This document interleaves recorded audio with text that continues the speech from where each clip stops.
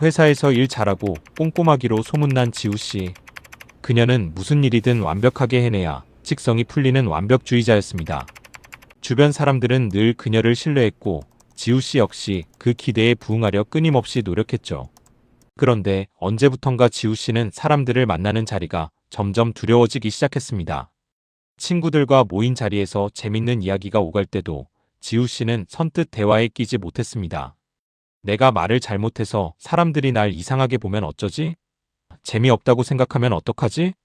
수많은 걱정에 사로잡혀 결국 입을 닫아버렸고 타인의 시선을 지나치게 신경 쓰느라 온몸이 굳어버렸습니다. 대화는 어색해졌고 지우씨는 점점 더 고립되어 갔습니다. 집에 돌아온 지우씨는 침대에 누워 자책했습니다. 역시 난 문제야. 왜 그 한마디를 자연스럽게 못했을까? 안녕하세요. 내 맘속의 정신건강의학과입니다.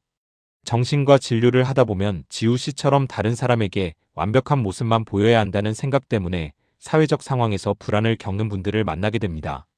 잘하고 싶은 마음 자체가 나쁜 것은 아닙니다. 완벽주의 성향이 있는 분들은 책임감이 강하고 작은 부분까지 꼼꼼하게 살피며 자신이 맡은 일을 끝까지 해내려는 경우가 많습니다. 하지만 잘하고 싶다는 마음이 반드시 잘해야 한다는 압박으로 바뀌면 이야기가 달라집니다. 실수하면 안 돼. 부족한 모습을 보이면 사람들이 나를 싫어할 거야. 언제나 좋은 인상을 줘야 해. 이런 생각이 강해질수록 사람들과 함께 있는 자리는 편안한 만남의 자리가 아니라 끊임없이 평가받는 자리처럼 느껴질 수 있습니다. 완벽주의가 사회 불안으로 이어지는 과정에는 몇 가지 특징이 있습니다. 첫 번째, 실수를 자신의 가치와 연결짓습니다.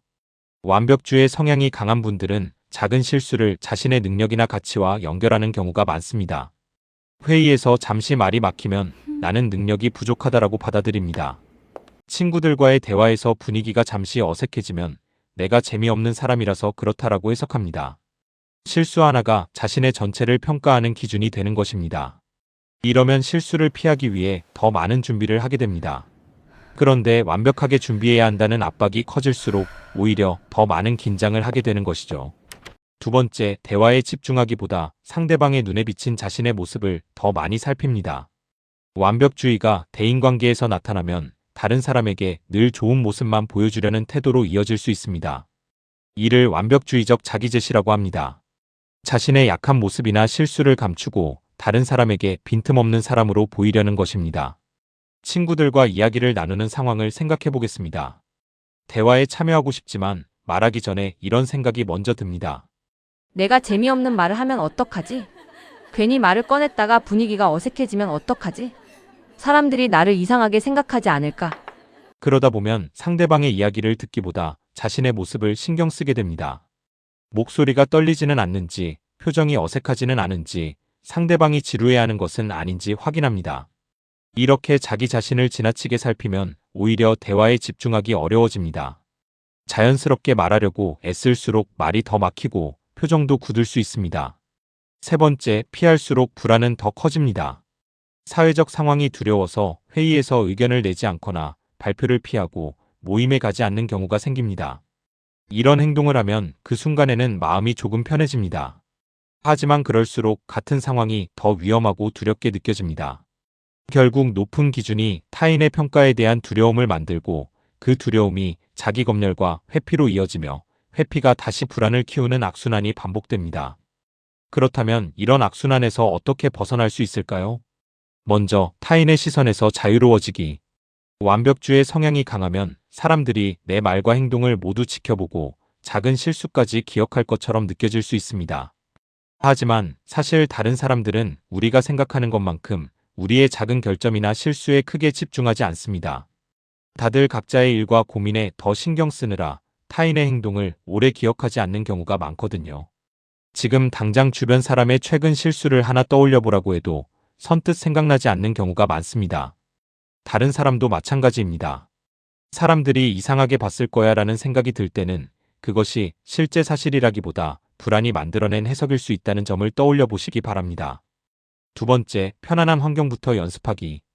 두 번째는 나에게 편안한 환경부터 천천히 시작해보는 것입니다. 처음부터 사람이 많이 모이는 어색한 자리에 억지로 나갈 필요는 없습니다.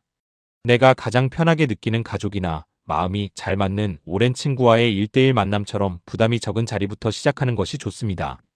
이렇게 안심할 수 있는 편안한 관계 안에서 내 생각을 솔직하게 표현해보고 작은 실수를 하더라도 서로 웃어넘기는 연습을 하다 보면 자연스럽게 자신감이 생기게 됩니다. 마지막, 타인보다 내 자신에 집중하기. 마지막 세 번째는 평가의 기준을 타인이 아닌 나에게 두는 것입니다. 나 자신을 자꾸 다른 사람의 기준이나 입맛에 맞추려고 하면 불필요한 긴장감과 불안만 커지게 됩니다. 누군가에게 완벽하게 보여야 한다는 부담감을 잠시 내려놓고 내 생각과 감정을 있는 그대로 솔직하게 표현해 보세요. 처음에는 조금 어색하고 서툴지라도 점차 대화가 편안해질 것이고, 조금 부족한 모습을 보여도 생각했던 것처럼 관계가 쉽게 무너지지는 않는다는 것을 경험할 수 있습니다. 오늘 영상이 완벽주의와 사회 불안의 관계를 이해하시는데 조금이나마 도움이 되었으면 좋겠습니다. 지금까지 내 맘속의 정신건강의학과였습니다.